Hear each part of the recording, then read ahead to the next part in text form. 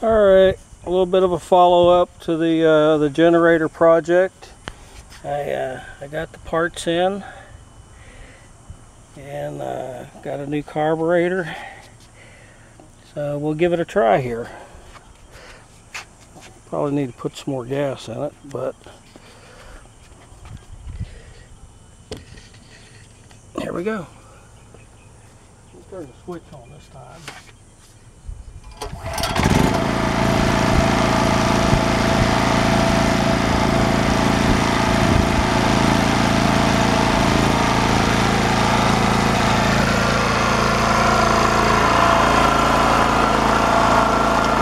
It is much quieter now with the air filter assembly on it. Alright.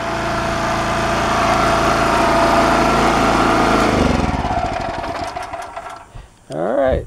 Not bad for 25 bucks. Thanks for watching. Oh, the parts were free. Don't know how that happened. Thanks for watching.